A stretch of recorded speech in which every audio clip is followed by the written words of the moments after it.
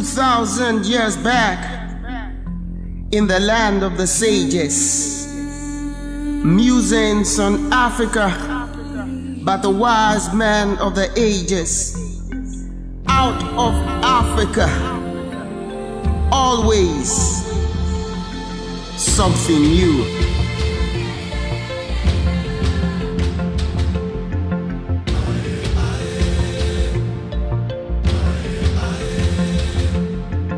One would think that Aristotle and Pliny really had a clue, but they thought that Africa was a homeland of savages.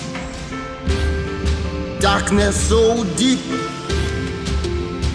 you could illuminate with the dark ages. Beast of no culture, breeds unknown to nature, bare-chested hippos, unstark-breasted she-goats, trees for shelter, leaves for textile, the fighting bush tribes, the dying little child, twins for sacrifice, bloody paradise, bloodthirsty monsters with gory appetites. Ugh, I cringe to think that this, the inked of Mother Africa.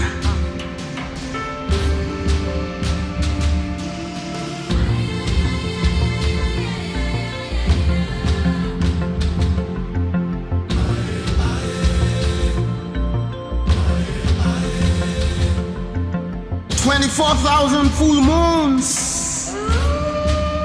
The storyboard is still gloom.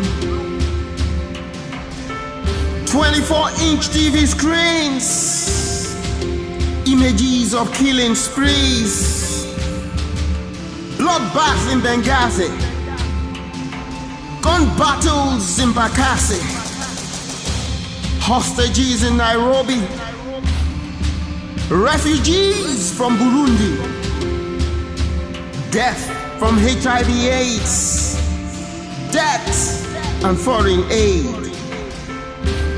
Liberia down with Ebola, terror drowning Yola. Dictators intimidate us, rulers are looters.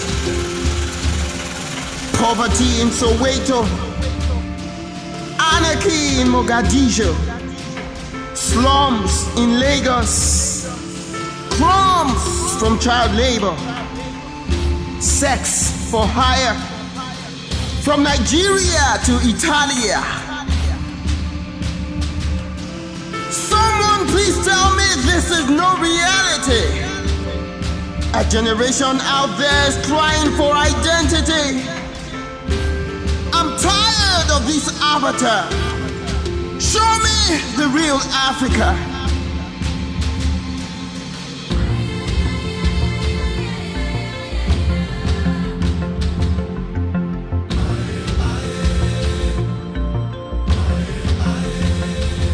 She's the motherland who dares to look the sun in the face. They call her the dark continent, but she lights up the world with her gaze. She is creative, imaginative, innovative, and inventive.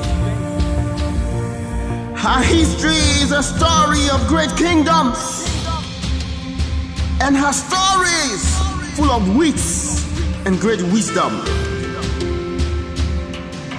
She shaped civilization long before the industrialization of nations. They call it fables, but it's visualization and imagination. She built the world's first spaceship with fork tails that gave wings to the tortoise. She She landed a woman on the moon long before the 35th POTUS. She navigated 7 continents across 7 rivers and 7 jungles, and discovered electricity with tales of lightning flashes and thunder rumbles. Her greatness is not in the obelisk of Axum, or the pyramids of Egypt, or the bronze heads of Ife, or the heights of Kilimanjaro, or the centers of Lenin from Fez to Timbuktu. Her greatness is in her people, soaring high like eagles, blazing through history like stars in the heavens. Sons and daughters at home and abroad, heroes of Africa, her gift to the world.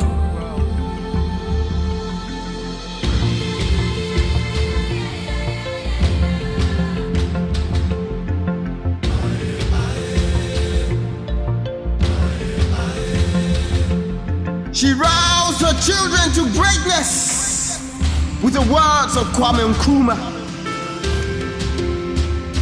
and stood up to oppression with the fight of Patrice Lumumba.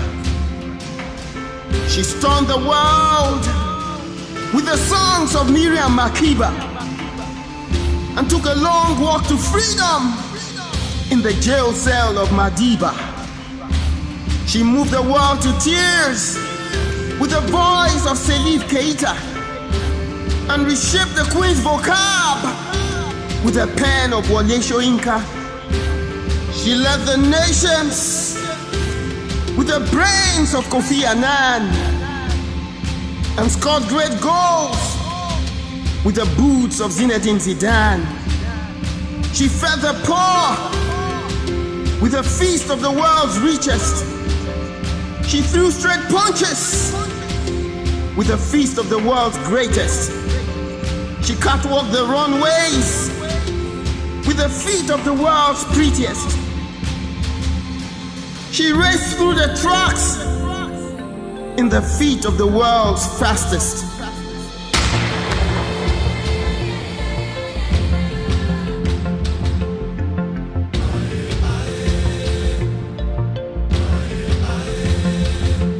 Oh no, she's not done yet.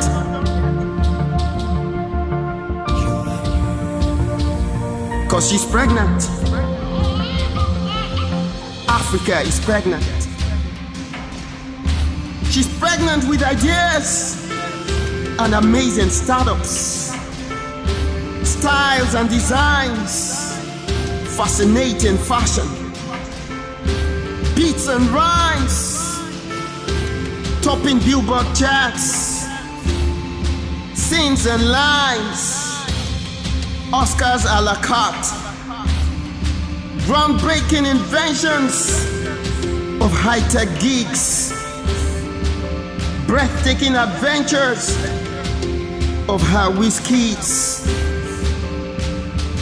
Goodbye to the negative stereotypes. Goodbye to the narratives of genocide. Africa,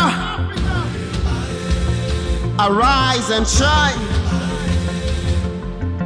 Africa, this is your time. When they tag you by the militants in Benghazi, remind them of the gifted hands of Ben Carson. When they tell you of the atrocities in Burma, tell them of the audacity of Barack Obama. When they label you by the slowness of your growth, tell them of the swiftness of Usain Bolt. The people who sat in darkness have seen a great light. On those who lived in the shadow of death, light has dawned. Can anything good come out of Africa? Timothy Sage came out of Africa.